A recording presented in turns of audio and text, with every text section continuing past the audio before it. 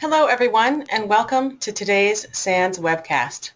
SIFT and REMnux, Wonder Twin Powers Activate. My name is Carol Auth of the SANS Institute and I will be moderating today's webcast. Today's featured speakers are Rob Lee, SANS instructor and DFIR curriculum lead, and Lenny Zeltser, product management director at NCR Corporation and senior faculty member at SANS. If during the webcast you have any questions for Rob or Lenny, please enter them into the questions window located on the GoToWebinar interface. We will be answering them during the Q&A session at the end of the presentation. And with that, I'd like to hand the webcast over to Rob. Hi, my name is Rob Lee, and I'm here with Lenny Zeltser, and we're really happy to be with you this afternoon or this morning, wherever you may be located. I talked to Lenny before this presentation, but I forgot to mention one thing to him, which is every time that we actually talk about the title, where we say Wonder Twin Powers, if you remember Zan and Jaina from the original Super Friends show, that they both have to say activate at the same time. Lenny's like sitting there, oh, please don't have me do that. But I was planning on doing that. It was supposed to be a kind of a tongue-in-cheek about the way we're doing here. But let's talk about SIFT and REMnux, why we're going to, what you're really here to talk about.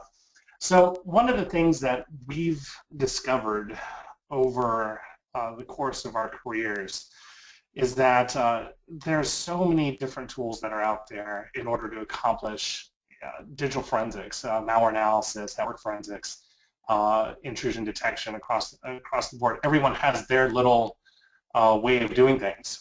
And one of the things that I've always found is that if people at least start from the right base, if you at least arm someone with, at least the basic set of tool set that they could begin to become really good analysts from, that they're able to take and tweak and start developing tools on their own. One of the things that we've found over the years that Linux has provided us with a really good base that has allowed us to do a very easy to distribute capability in both VMware and other formats that allow a lot of analysts out there to basically have a workstation that they could start to learn on and become core analysts on with a lot of tools. And in fact, many of them started to write their own tools after they learned some of the basics. So Linux has provided us this really good capability. So we wouldn't be able to be here at all if we didn't have a this really great capability that's out there. But there's a lot of security tools that are on Linux based, and so looking at Security Onion, looking at Kali, looking at some of the originals that were out there, Knoppix SCT and others, that we decided that mainly out of a need for what we do on our daily basis, that I started realizing that perhaps I start sharing with my students what I actually use in my casework, and maybe that would provide them a really decent base that they could begin to learn from as well. And Lenny will talk about his background for developing REMnux, and that time frame when I started to do that was actually back in 2006, 2007, when I said, well, let's take my own system and I'm going to convert it. It was on its own little desktop system. I said, well, I'm going to make that into VM. And then I'm going to start handing out that VM to the students who attend the class. And about 2-3 years later, when we ended up starting to take a look at this, then the VM started. I had former students coming back and saying, "Hey, do you have an update to that?" I'm like, well, "Actually, I do." And that's where the SIFT Workstation started to become distributable, which is really great. So one of the cool things about SIFT and REMnux, when you look at the capabilities that are out there, they both are very powerful tool sets, and they're all built on Linux. You could use them independently. You could use them together. You could actually also load security on and a bunch of other things on top of it at the same time. And that's one of the reasons why this capability is really cool. We'll also talk about, well, why don't we just have a single one? Why do we have both that's out there as well? And we'll answer that question. For a lot of people that have been using SIFT and REMnux, SIFT for the network forensics endpoint analysis and REMnux for the malware analysis portion of it. Here are just a few of the great quotes that are out there that were on Twitter when Lenny and I were out there searching for who's actually using this. And so you see a lot of people actually taking the combination of both SIFT and REMnux into a single workstation into their own. So it's, and I actually like the one especially from Matt Bennett. It reminds me of Transformers coming together to form the super robot. And that's definitely the case. And that was really one of our intents here when we end up designing and have incorporated engineering the back into SIFT and REMnux. So what I'm going to do, Lenny and I are going to split this up, and he's going to take REMnux in about 15 minutes. And I'm going to start with SIFT and talk about some of the differences. But as we begin here, just keep in mind that even though these are both completely separate tool sets with a little bit of almost zero overlap, they can be combined into a single super tool set, a SIFT REMnux combination. That's the Wonder Twin Powers Activate side of this. See, Lenny, you're saved because I forgot to talk to you about that. It was going to be this like Wonder Twin Powers, and then we're both going to say Activate. But the main idea here is that we're going to be talking about how both of these tools are really, really essential capabilities out there.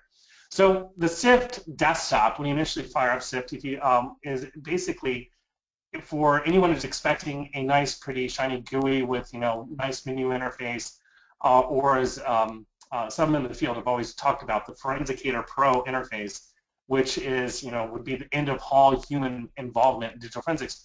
You'll notice here something for most analysts that's kind of striking, which is if you're used to EnCase or guidance software is EnCase or access status FTK, you'll notice here immediately that there's a blinking prompt that's going to be in front of you.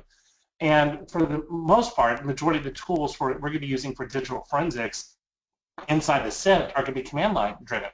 There are some GUI tools, I will admit, and they're really cool and interesting. But for the majority of what we're going to be doing is going to be incorporating many of the different Python scripts that are out there, memory analysis capability like recall and volatility, timeline analysis capabilities, Plazo, and MFT parsers, AMCache parsers, and more, things that you would be able to use, but there's really no GUIs that are sitting behind it. Now, before I have everyone turn off at this point and says, this is not for me, one of the reasons why command line interface into the SIFT workstation is a really nice thing is that you're able to script a lot of commands together. So when you're trying to do automated processing, the more that you're command line driven, the more efficient you're likely to become. You can't script a GUI interface. You can't script what you do tirelessly day in, day out when you're doing the examinations. Now, granted, I will nod to guidance softwares EnCase and others that they do have their own scripting capability in the back end, but even guidance software, and this is not a dig at them, but it's actually, I applaud the effort, is that they've actually now incorporated Python-like scripting into their script back end, which now that they've headed that direction, they've actually circled back to, if you're going to go to Python, why don't you just download Python for free and start coding in Python? But again, for those who have, a lot of analysts out there who don't know how to code or are using the GUI interface on day-to-day, I definitely see the need why you need a little bit of both in your environments. So let's talk about SIFT and where you get it. I talked about this, started as the SANS DFIR courses in 2007. And then enough students were coming up to me after class or emailing me, hey, can I get the latest copy, that we decided to put it online. And so the online distro started in 2010. That was what we called SIFT 1. And each version of SIFT from that point forward was a statically built version of SIFT, which if you click to the right-hand side of the meme that's there, is what if installing apps on Linux is harder than installing Linux itself? Now, we joke about this, but this is actually true. There's some nice comical little movies out there that talks about you have to recompile your curl, you have to compile this, you have to check your dependencies, you have to make sure your builds are correct. Well, these are all the things that you actually have to do when you're building your tool sets, is that there's all these dependencies that these tools rely on that if they get out of whack, the overall system is unlikely to work. So we statically built the system for about 4 years.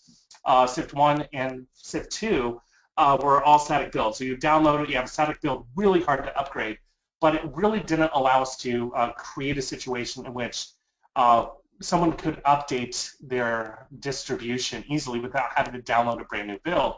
So in 2014, I had lunch with a good friend of mine, Eric Christensen, he and I started talking about potentially using the PPA for doing a public repository for easy updates. And that way someone could build the SIFT, very similar to Security Onion, on a separate system.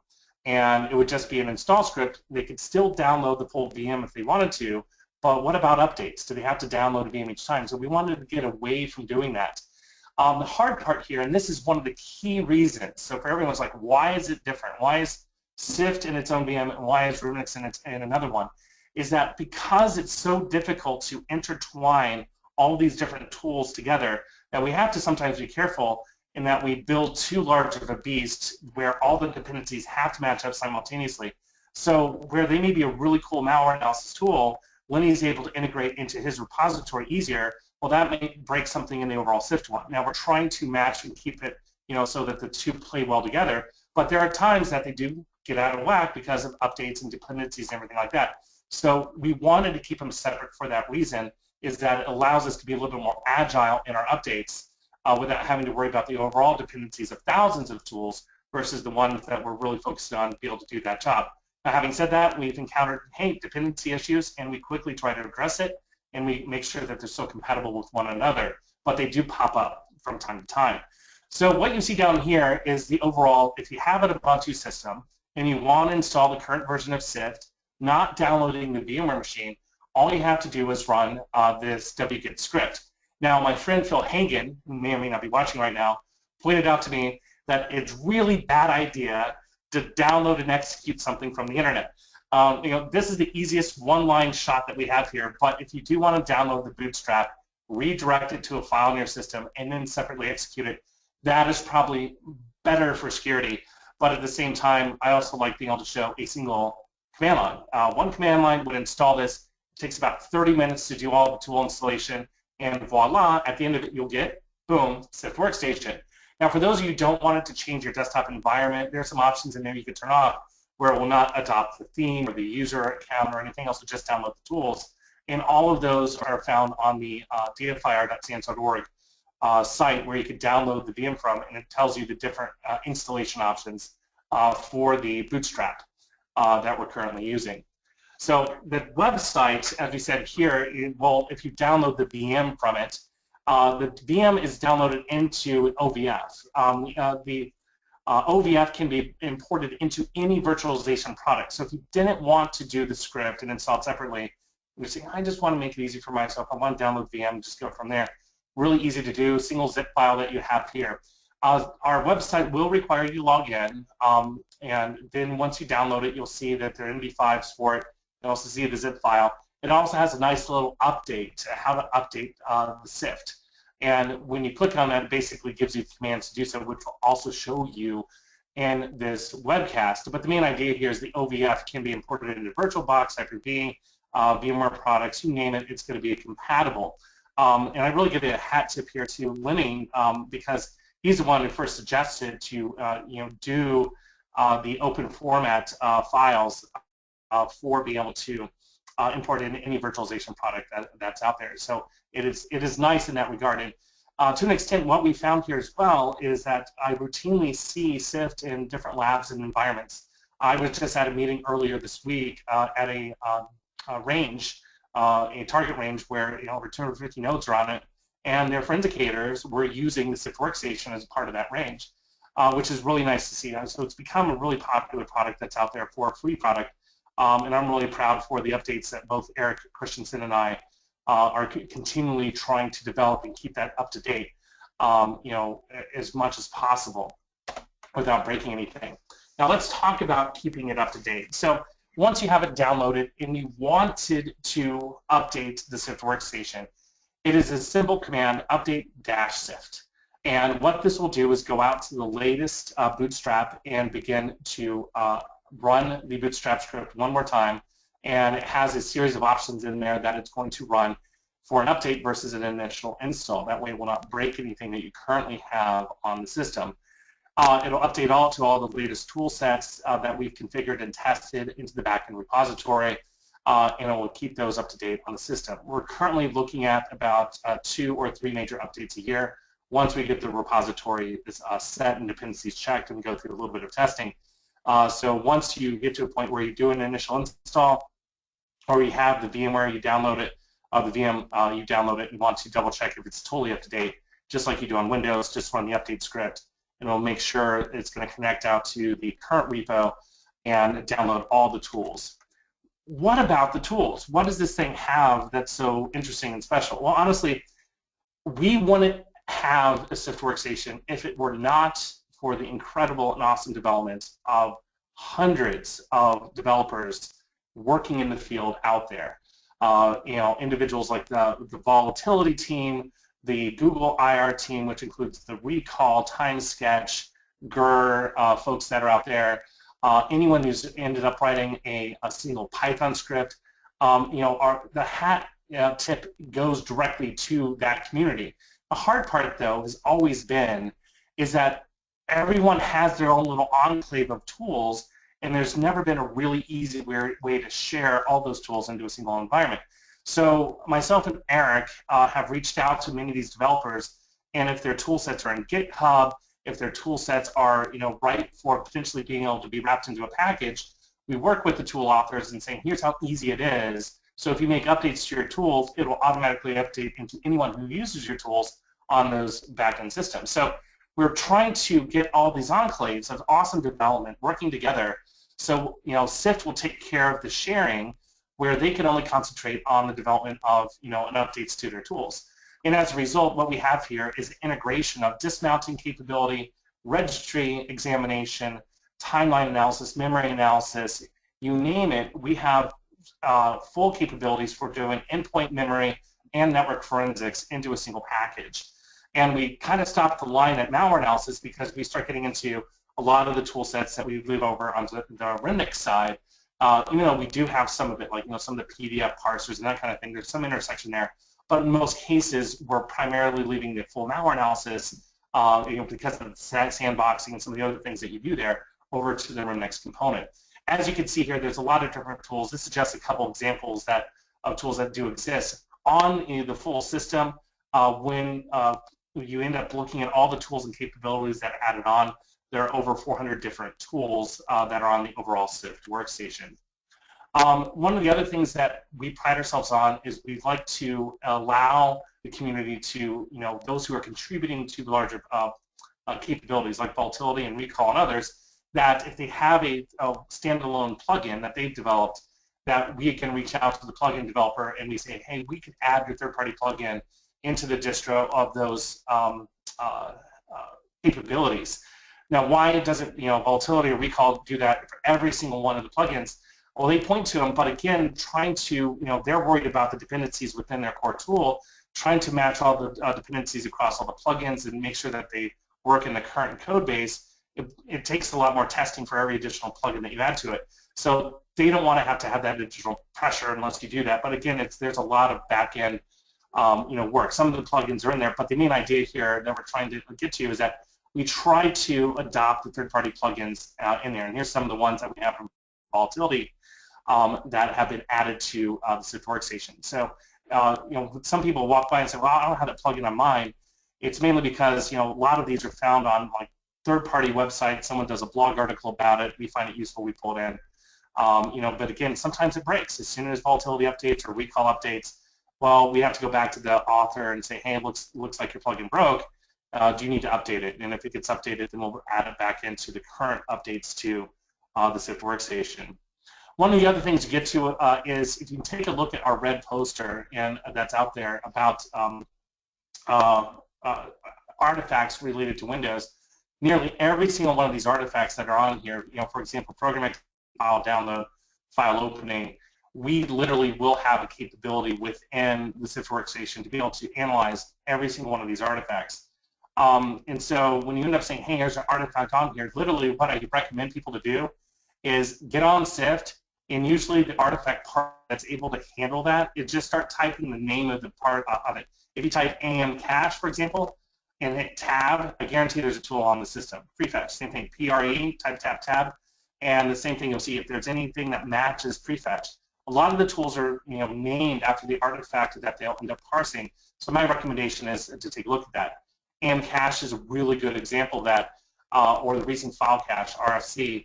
that you potentially be able to pull the data out. And this is just for evidence of execution on really hard cases where the standard evidence of execution is not found in memory and other locations, and we still need to be able to show that a single tool was executed on a host. So here's an example of that similar capability, the AppCompat cache through the shim cache parser. Again, just look at the name here that you have here is like shim cache. Again, you just type shim, or sometimes do uppercase, lowercase, and what you see here, there's a Python script, in fact, called shim cache parser. And this one is written by, I believe, oh shoot, I think it's Eric Zimmerman, but I have to go back and check. But shim cache parser, you pointed at the HIVE file, and now it's going to pop a CSV file. Now, for those who are looking at the shim cache parser, this is the type of thing that SIFT is able to do for you, is that you need to know a lot about the artifact. If you just get a CSV output and it looks like this, you may not completely understand what the artifact's telling you. You see last modified time, a path, and an exec flag. A lot of people make a mistake here in not realizing that the last modified time is the actual time of the file's last modification time, and we're never going to know the actual time that spin log, for example, was executed. All we know is that it was executed because the exec flag was here.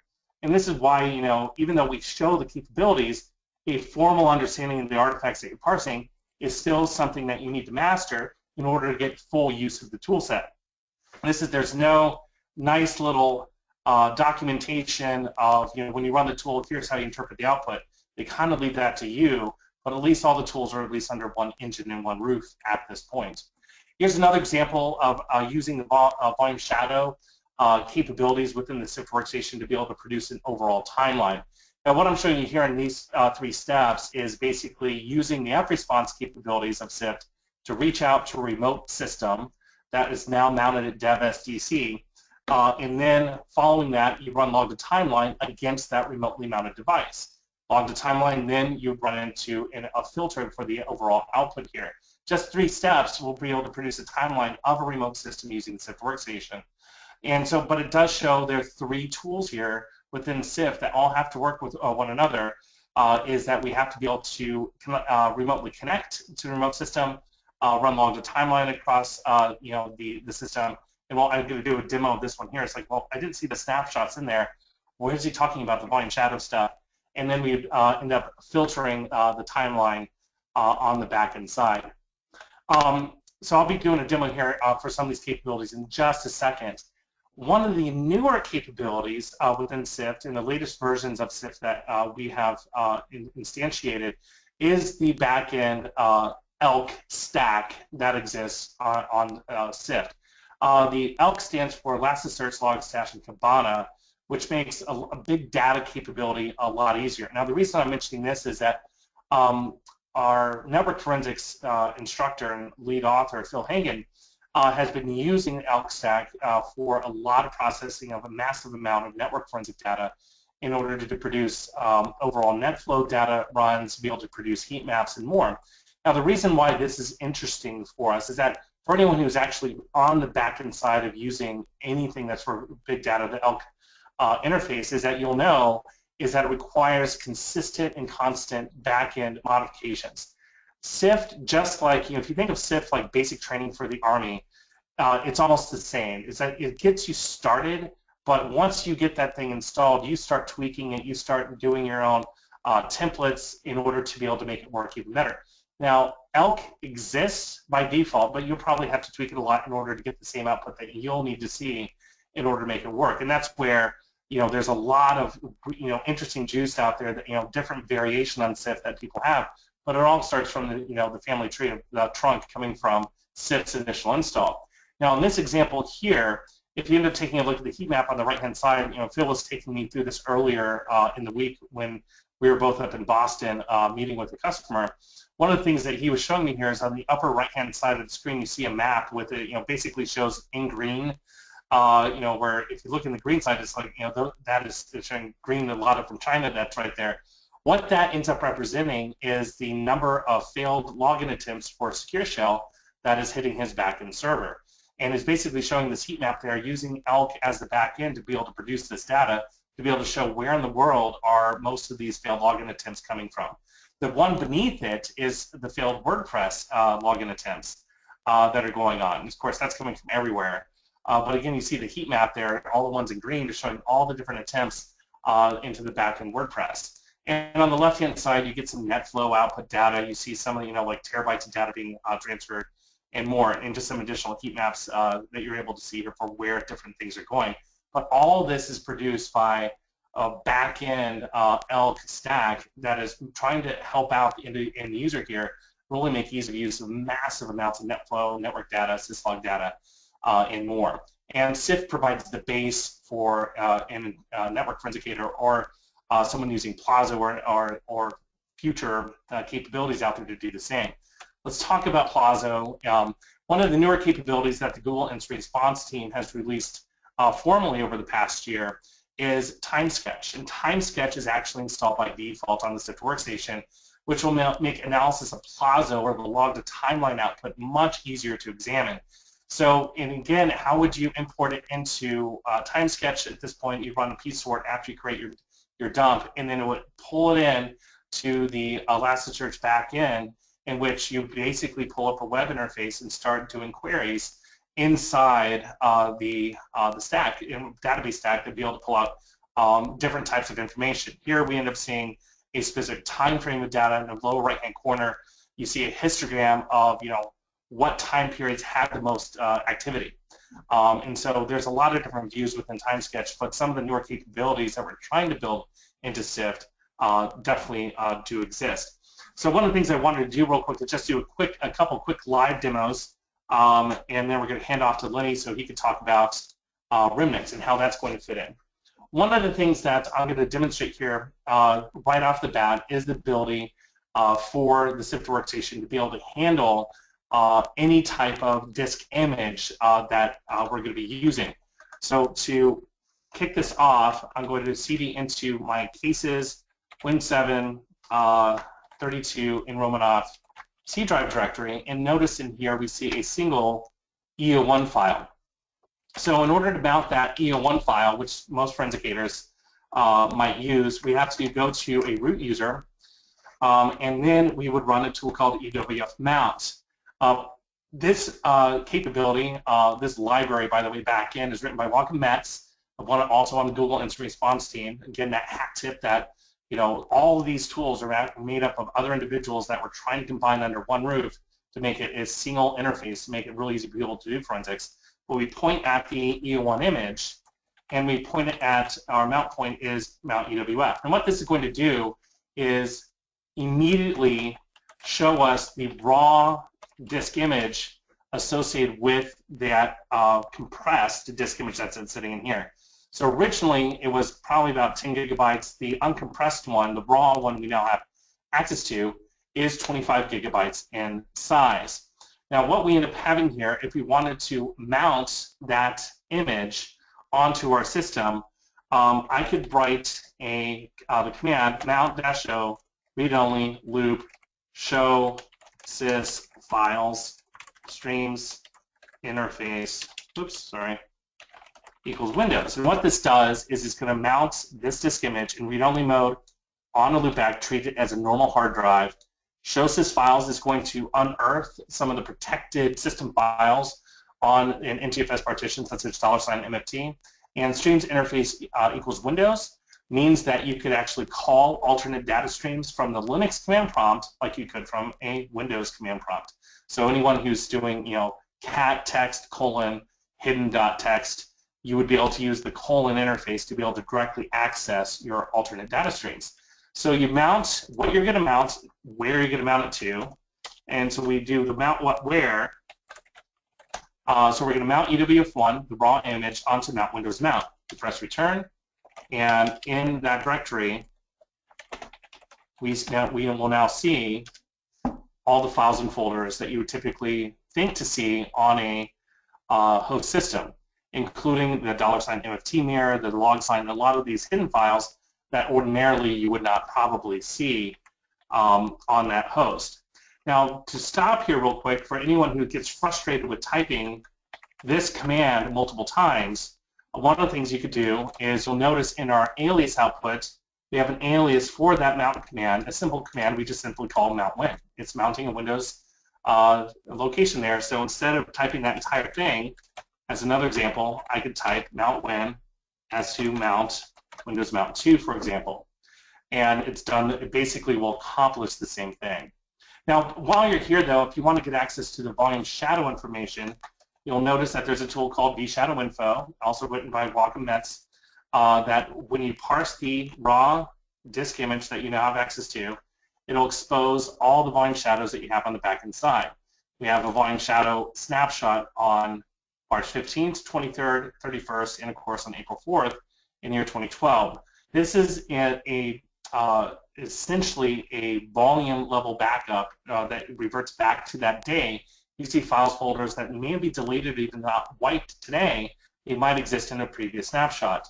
So if you want to get access to those volumes, you do vShadow mount, and you're going to point directly at the disk image, mount EWF1, and we're going to mount that at mount VSS, for example.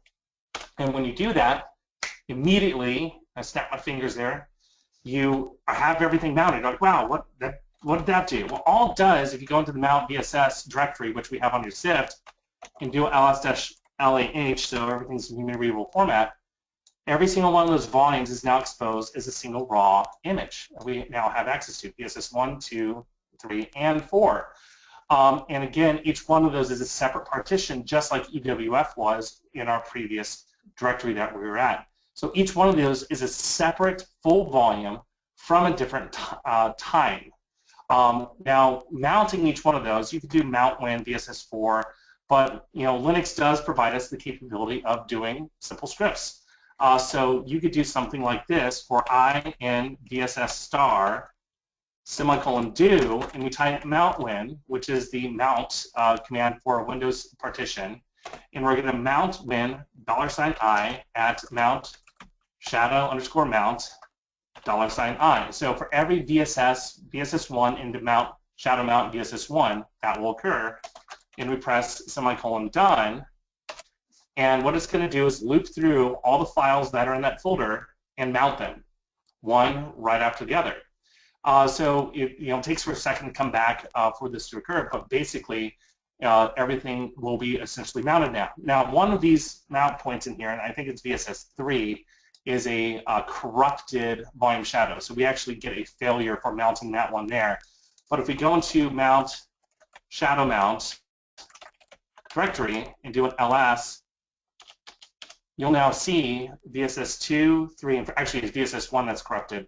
VSS2, 3, and 4 have now been mounted.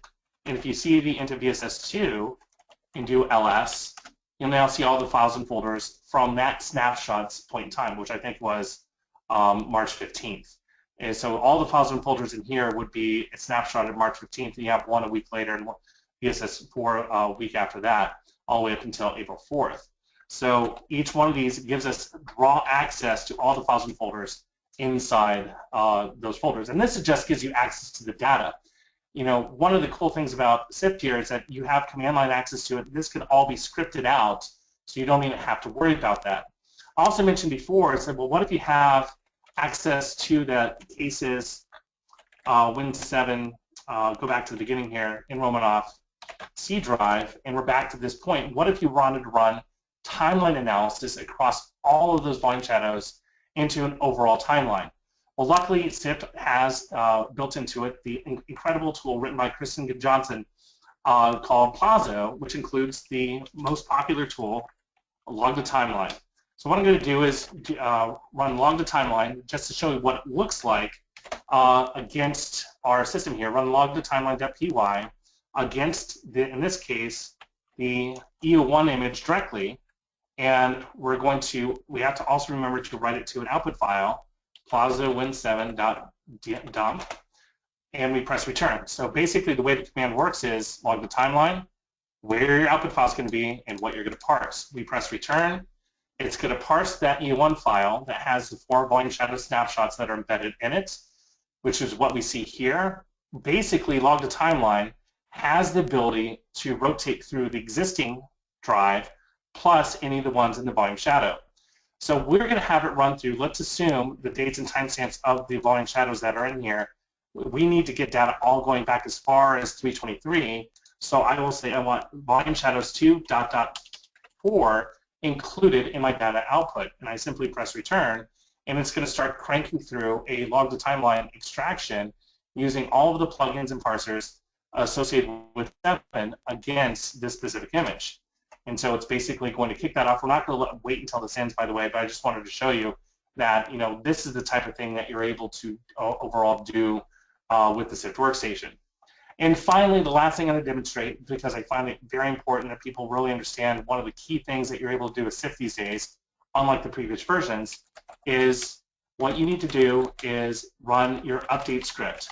If you get to a point where you're saying, hey, I'm not sure if there's an additional package that has been deployed for SIFT that maybe fixes a bug, again, you can run the update script for SIFT.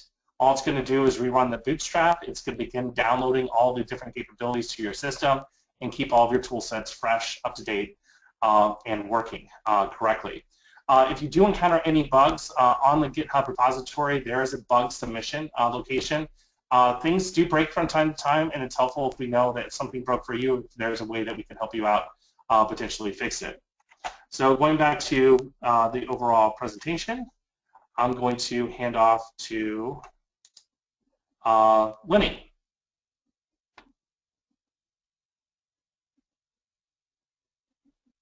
All right, thank you, Rob, and hi, everybody. Let me just take a second to share with you my screen, and then we're going to get going.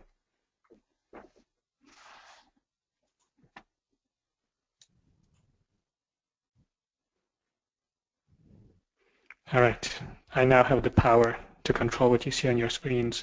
And so, picking up where Rob left off, I want to talk about REMnux, which is a Linux distribution designed for those who are wanting to dig deeply into malware, want to take it apart, want to understand how it works and what it's made of and what threat it possesses. And so a lot of analysts who perform incident response want to ask themselves questions related to malware. A lot of people who perform forensic analysis come across suspicious, malicious executables and are wondering what are they capable of. That is the purpose of REMnux. It is designed to make it as easy as possible for people to start analyzing malicious software without taking the time to figure out which tools are out there for making their lives easier and how to install them. And Rob touched upon many of the same reasons why REMnux exists. It started out as a very informal virtual machine that I put together mostly for myself and then began sharing with my students when teaching the SANS Forensic 610 course on malware analysis. And I would tell people, hey, I'm calling this a Linux distribution, but realistically all I did was set up a Linux virtual machine and I installed other people's tools into it. And so I'm very grateful for the existence of those tools. And of course, as Rob said, you know, a big thank you to people who take the time to codify their expertise when performing this work and make tools available to others. And after a while, REMnux became somewhat popular and people were wanting to get updates to the distribution. And the only way to get an update was for me to create a brand new virtual machine and share it with others, which became a bit unwieldy. And so brainstorming with Rob, I thought, let me adopt the same type of an approach that SIFT uses, and that is using a repository where packages or scripts are available, and this would allow existing REMnux users to just run a script and update their distribution to the latest version. And so that is the state of REMnux today. The latest REMnux distribution uses its own package repository where I put the packages and scripts related to malware analysis. And REMnux is maintained by me primarily, but I get extensive help from my partner in crime, David Westcott, who is able to assist in many ways in testing packages, suggesting improvements, and so forth. So you can download REMnux as its own virtual appliance if you want, just like you can download SIFT as its own virtual appliance. You would, in the case of REMnux, go to the REMnux website, which is remnux.org, and download a single file, which is the virtual machine that you can import into your favorite virtualization software and start running it. Boot it up, boom, you're good to go. But it is also convenient that you can add REMnux to a compatible system running Ubuntu, such as SIFT Workstation. So let me show you how that would work. I have a virtual machine running in my environment with SIFT Workstation installed on it. Here it is. That's the same SIFT Workstation that Rob was just talking about. And there's a script that I need to run, which is using wget. The script will download the Linux, or rather the REMnux setup file from the REMnux website and run it. And it's designed to be compatible with SIFT. So here it is. It's running. It's now updating the package repository. Now you can have both distros installed on a single system if that's what you would like to do. And similarly, if you want, you could start with a REMnux virtual machine and then run the corresponding SIFT script on it to add SIFT on top of REMnux. And a lot really depends on what kind of a look and feel do you want to your system. So right now I have REMnux installing on SIFT Workstation, but I don't need to go through that process right now, so I'm going to just break out of that installation and continue. So we saw how to install REMnux to SIFT Workstation. Now, let's say at this point you have a REMnux virtual machine running on its own, or maybe you added REMnux packages and tools on top of SIFT Workstation. The next step is where a lot of people get concerned because they don't know which tools exist and how to use them. That's the most perhaps difficult aspect of using a command line based toolkit. There isn't really a whole lot of menu options available for you to get started. So what I thought I would do is tell you about how you can discover what malware analysis tools exist on REMnux. The easiest way to see these tools is to go to the REMnux website. There we have a documentation page that shows you by category all the various scripts and utilities that are available to you. On that website, you can download an Excel spreadsheet that you see at the bottom right corner of your slide that shows you all of the tools that are added to REMnux, how they exist, and that is, are they a standalone script or a package, and what is the category of a tool to help you determine how you can use them. For example, here you can see that there are a number of utilities built into REMnux for examining potentially infected websites. Also, you can download a single PDF file that or actually it's a mind map file format that you can see on the left side of the screen that shows you the same information but in a somewhat prettier, perhaps glorified outline. So now you know what tools exist, and based on the type of a task that you want to perform with respect to analyzing malware, you know what tool you can run. And also in this mind map that you see on the left side of the screen, you can get some tips that I've embedded into the document for how to run the tool. Now, I thought what I would do is single out just a few tools to give you a flavor of what types of tasks you can perform when you have REMnux available on your system. First of all, there's a script that mimics the update SIFT script that Rob was talking about, but this one is designed to update REMnux. So once you have downloaded the REMnux virtual machine, or once you've installed REMnux using a script on top of SIFT Workstation, to make sure that you have all of the latest packages, you can run this script and it will make sure that you've got the latest and greatest version of the toolkit available to you.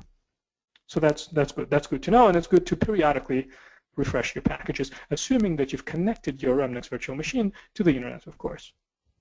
Now, as far as the tools that you get, well, here are some. There's a command in REMnux called accept all IPs.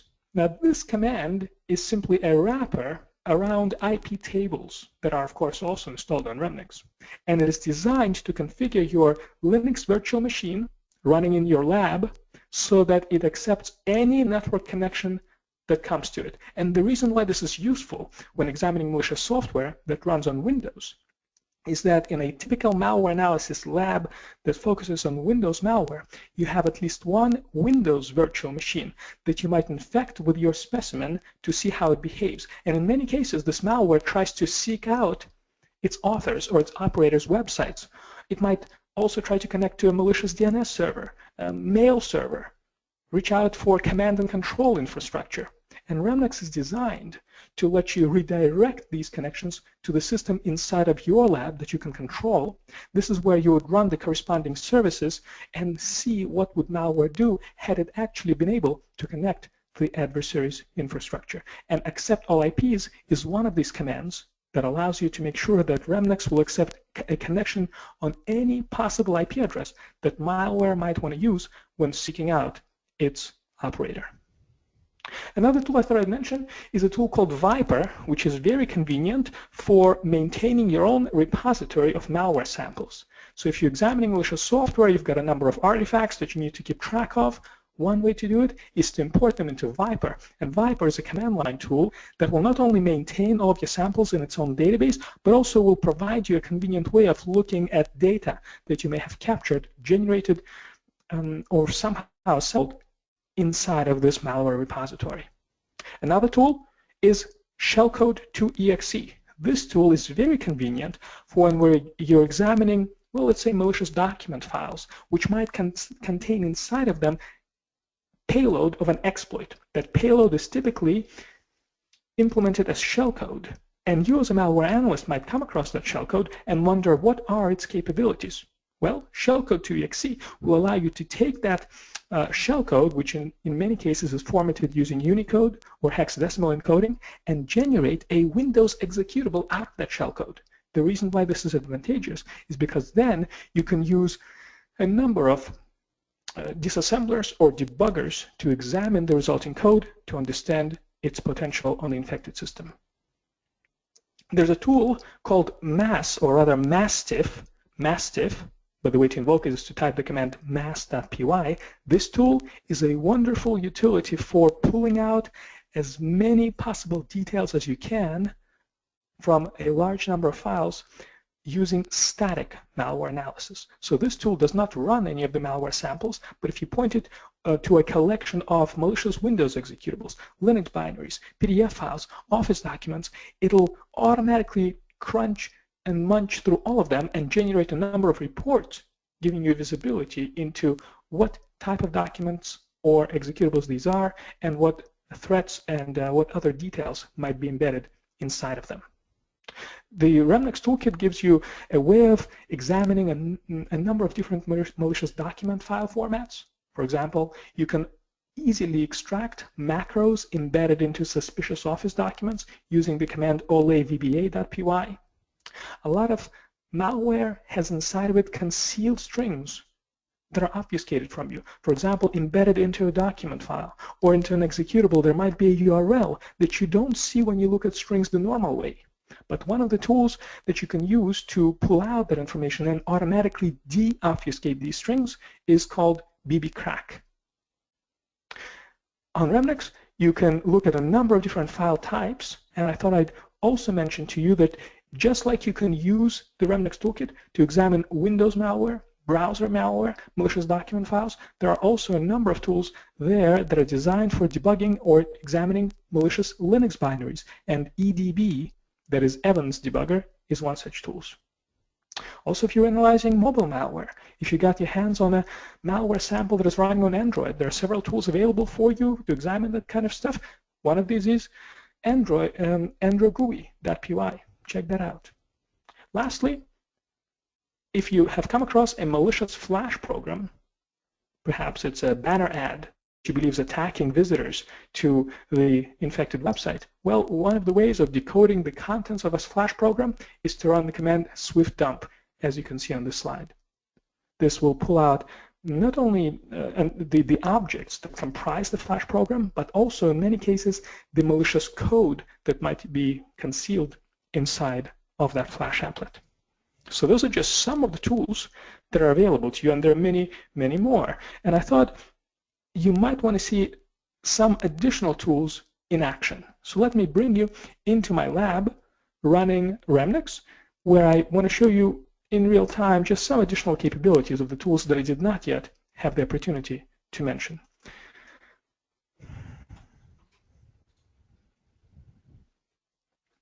All right, so one of the tools I thought I'd single out for you is called PEFrame. PEFrame is a tool for examining a suspicious Windows executable and pulling out a lot of static details from that executable.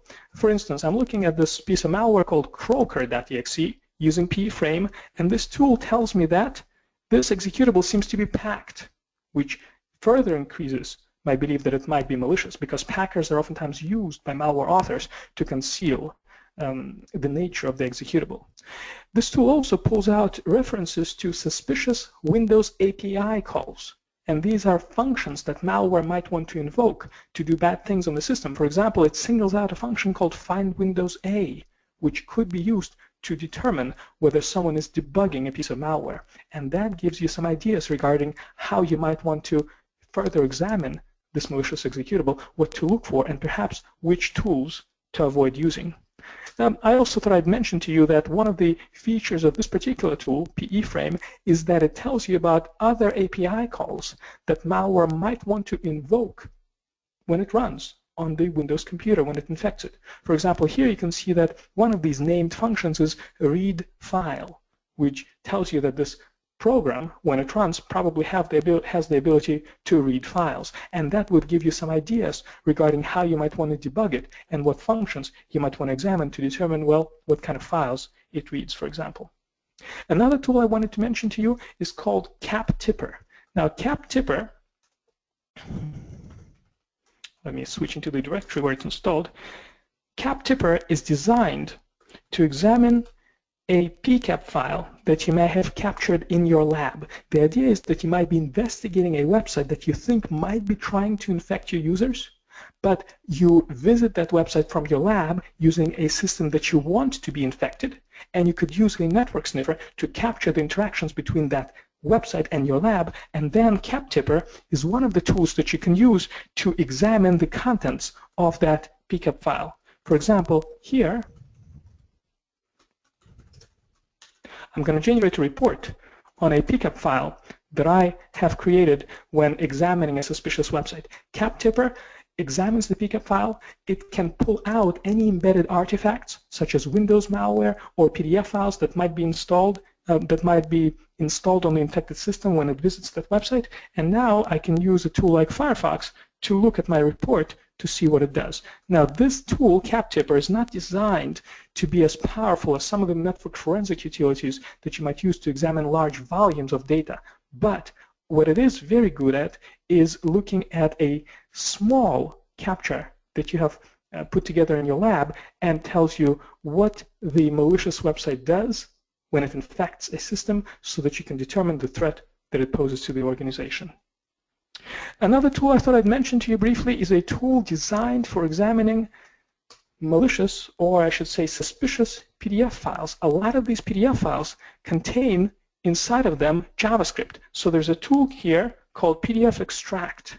PDF Extract can pull out a number of artifacts from a suspicious PDF file, including JavaScript that might be inside of them. And if you examine that JavaScript, you can determine whether indeed that file is malicious. And if it is malicious, you might be able to tell what its capabilities are. For example, here I pulled out some JavaScript from a malicious PDF file. You can see that when it runs, it has what looks like embedded shellcode, which during runtime will be saved into a variable that the attacker apparently named large haha code. And now you can take this shellcode, use the tool that I mentioned earlier called shellcode-to-exe, and determine what the shellcode would do if the exploit succeeds. And so those are just some of the tools I thought I'd mention to you as being available for your experimentation. And of course, when you download the slide deck for this presentation, I've captured all of those tools for you so that you know what you might want to experiment with. There's another aspect of the REMnux project that goes beyond just the distribution that I've been talking about so far. And this aspect of the REMnux project puts together Docker containers that allow you to run certain malware analysis tools on any system where Docker is installed. This way you don't need a whole dedicated distribution for your task. And using Docker for distributing applications is especially convenient when the application has a lot of dependencies that might conflict with some of the other tools that might be installed in your environment. So, for instance, the kinds of malware analysis tools that you might want to run without explicitly installing them on your system include a JavaScript deobfuscation tool called JSGTalks, or Mastiff if you want to run it on a separate system, or Viper, or Recall, or Volatility. All of these are images that have already been prepared for you that you can use. And let me show you how you might want to use them. For instance, I'm going to go to my SIFT Workstation system. And even if the system did not have REMnux installed on it, as long as I install Docker, which is just a very simple apt get command, I would need to do apt get install docker.io, which I already did before this webcast. Once Docker is installed, then let me show you. Then if I wanted to run some REMnux package that is distributed using Docker containers, I run a single command. In this case, I'm saying run a REMnux image of a tool called Thug. And Thug is a very handy utility that allows you to explore a potentially malicious website. Thug will pretend to be a vulnerable browser running on Windows. It will visit the website of your choice, and it will tell you what it sees on that website. For instance, I can run Thug like this, point it to some website. Let's go to the non-malicious website, example.com, and it'll pretend to be a browser. It'll visit the website, and it'll save its contents and full logs into my container. And now here's the beautiful part. Once I'm done with my analysis and I exit this container, everything related to it is gone. You no longer have artifacts on your actual SIFT workstation in this case that you might not want to keep. You don't have any junk lying around. Once your experiment is done, you can move on without having to clean up because Docker automatically cleans everything up for you. So the idea is to be able to run certain applications on any compatible system, including REMnux itself, SIFT, or any other Debian or Ubuntu-based operating system. And so those who want to experiment with containers might want to do so by reading up about what they mean. And if you search the web, I have a lot of materials on this topic if that is appealing to you. So we talked about SIFT Workstation. We talked about REMnux. These are toolkits that incorporate lots and lots of tools that practitioners have developed and contributed to the community. To use them, well, you don't have to install them anymore because they're already pre-installed into the distros here, but now you got to figure out what these tools are and how to actually run them and how to analyze the data and the output that they produce. So Rob and I have prepared a number of challenges towards which our colleagues from SANS have contributed as well. There are some pointers available to you if, let's say, you want to experiment with these tools when performing memory forensics or network forensics or when analyzing Windows artifacts or malware. These are the links that you might want to pursue as a follow-up to this webcast. And once you've downloaded the slides, then you can click on the links and visit these non-malicious websites. Also, we put together a poster, which is just the latest addition to the posters and cheat sheets that are available on the SANS Forensics website. And this particular poster showcases our favorite tips for getting started with using SIFT Workstation and REMnux. It is a PDF file that you can download and print out.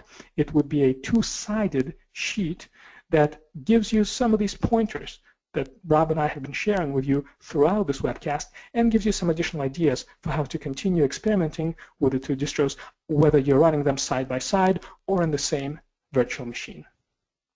Lastly, I wanted to mention to you that we at SANS rely on or rather discuss many of these tools when educating forensics professionals in how to perform their work. And so there are a number of classes that we teach that make use of SIFT Workstation and REMnux, and of course there is another way in which you can gain mastery of performing the work related to forensic analysis and incident response while using a lot of the tools that are available to you out there in the community for free. And so this brings us to the end of this webcast. Wanted to let you know that you can continue learning about this topic. You can reach out to Rob and to me online. Happy to answer any questions that you might have. And let's see if we have a few minutes left to answer any questions that might have arrived. And if we don't have time, well, in that case, just reach out to Rob and I, and we'll be glad to answer your questions via email or online.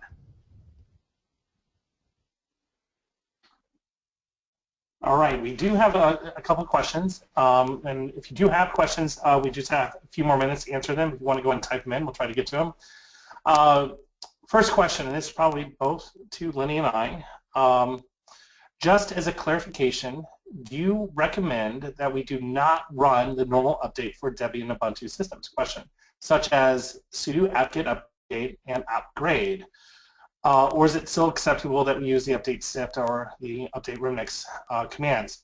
So for the SIFT workstation, this should work. Now with everything out there, there's some things that sometimes break and unintentionally breaks.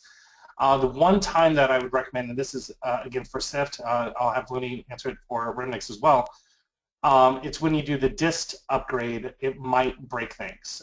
In fact, I know for a fact it probably would. But if you do the normal Debian updates, it should work. Lenny, what do you think? Yeah, same thing for REMnux. In general, I recommend that the only way that people update the REMnux distribution is using the update REMnux script, which is designed to update every package and dependency that is installed by REMnux. And usually it's going to be good enough for what you're looking to do. I know that if you use apt-get upgrade or dist upgrade, you might run into problems, especially if the apt-get mechanism tries to update the kernel. So for example, David Westcott yesterday noticed a compatibility issue between the latest Ubuntu distributed kernel with some versions of VMware. And so if you ran this upgrade yesterday, you would have had a problem. But that's one of the reasons why running our own update scripts is probably preferred, but maybe once in a while you might want to update the whole distribution. And if you do so, take a snapshot of the virtual machine. This way, in case something goes wrong, you can always go back. Another good question. I recently ran the update SIFT and REMnux scripts on a combined SIFT REMnux image, and it broke search strings. Is there a place we could report such issues? He said he tried to report it to the GitHub on the SANS or SIFT one, but they don't support issues with combined SIFT REMnux. So here's the thing about SIFT REMnux, and again, we both have our own bug tracking mechanisms, but we don't have a combined one right now. The things that we end up doing is that when we find an issue, either we try to figure out, is it because we broke something or they broke something, we try to communicate back and forth with one another. It hasn't happened too often at this point, but it's not that we're saying, hey, we're not going to try and fix it. It just, there's no official forum for it to say, hey, we're trying to get them to work together, but the reason that they're separate is because we realize that certain things may not exactly 100% work together 100% of the time. We do our best, though, to try and make it happen, and when it does, it may take a few weeks for us to get the bells and whistles worked out. And in some cases, it's not even our fault. We have to go back to the author of the package and say, hey, you accidentally broke this dependency unintentionally, and we work with them to get that resolved as well. Lenny, any additional thoughts on that for any SIFT or REMnux bugs that pop up? The best way to report REMnux-related issues or share tips or tell us about how wonderful the toolkit is for your tasks is to reach out to me on Twitter. And REMnux has its own Twitter account, and that is called REMnux. So people can easily get in touch with me, and David helps out with that as well. Also, REMnux has its own repository on GitHub, which has a great tool for submitting bug reports and for tracking progress related to resolving them. So GitHub or Twitter is the best way for REMnux. What about for combined? What's your thoughts on things that break between both distros? For things that break between both distros, on the combined, reach out to both of us. Yeah, that's the best. We'll try and talk. We do talk. Rob and I do talk once in a while and exchange tips and share challenges. So it's probably sufficient to reach out to just one of the distro maintainers, and the other one will probably get the other party involved. And it looks like that's it for questions. Carol, could you wrap up for us? Great. Thank you so much, Rob and Lenny, for your great presentation, which helps bring this content to the SANS community. To our audience, we greatly appreciate you listening in. For a schedule of all upcoming and archived SANS webcasts, including this one, you can visit sans.org/webcasts. Until next time, take care, and we hope to have you back again for the next SANS webcast.